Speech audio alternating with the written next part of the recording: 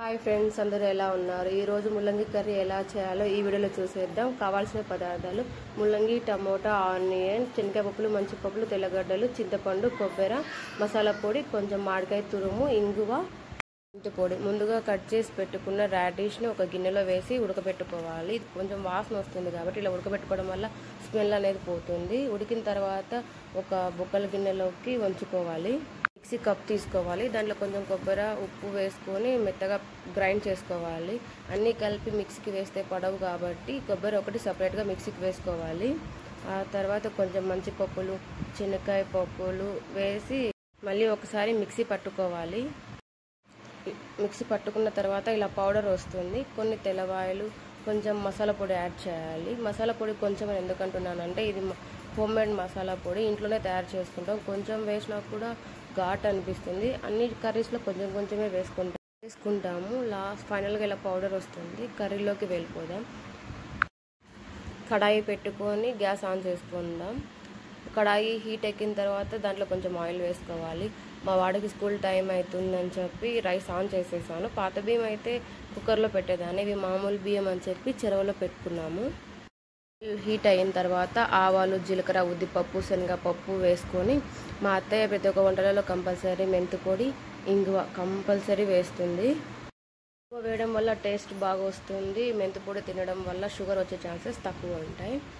Onions వేయాలి. తర్వాత కొంచెం కరివేపాకు వేసి బాగా కలబెట్టుకోవాలి. మగ్గిన తర్వాత టమోటా వేసి బాగా కలబెట్టుకోవాలి. మా ఇంట్లో అయితే రాడిష్ కర్రీ ఇలా చేసుకుంటున్నాం. మీ ఇంట్లో ఎలాగ చేసుకుంటారో ఫోటో తీసి మరి కామెంట్ బాక్స్లో కామెంట్ చేయండి, కంపల్సరీ రిప్లై ఇస్తాను.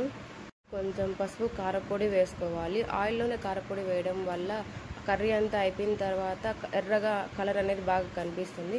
ముందుగా ఉడకబెట్టుకున్న ముల్లంగిని దీంట్లో వేసుకొని బాగా కలబెట్టుకోవాలి. ఎప్పుడన్నా మనం కర్రీ చేసేటప్పుడు చింతపండు నానబెట్టడం మర్చిపోతూ ఉంటాము. అలాంటి టైంలో ఏం చేయాలంటే వేడి నీళ్ళల్లో కొంచెం చింతపండు వేయాలి. అలా వేయడం వల్ల తొందరగా మెత్తపడి మనకు గుజ్జు అనేది తొందరగా వస్తుంది. చింతపండు నానబెట్టుకున్న దాన్ని అత్తయ్య గుజ్జు తీసి పెట్టుకునింది. ఆ గుజ్జు అంతా దీంట్లో వేసి కలబెడుతుంది. ఎండాకాలంలో పుల్లగా ఉండే మామిడికాయలు వస్తాయి కదా, అవి తీసుకొని మేము గుజ్జు తీసి పెట్టుకుంటాము. ఇలా కర్రీ ఎప్పుడు చేస్తామో అన్నిట్లో కొంచెం కొంచెం వేసుకుంటూ ఉంటాము మేము. కర్రీలో కొంచెం వాటర్ యాడ్ చేసుకోవాలి. కొంతమంది పతలాగా తింటారు, కొంతమంది చిక్కగా తింటారు. వాళ్ళకు సరిపోయినన్ని వాటర్ పోసుకోవాలి. వేసిన తర్వాత కొంచెం సేపు మూత పెట్టుకోవాలి.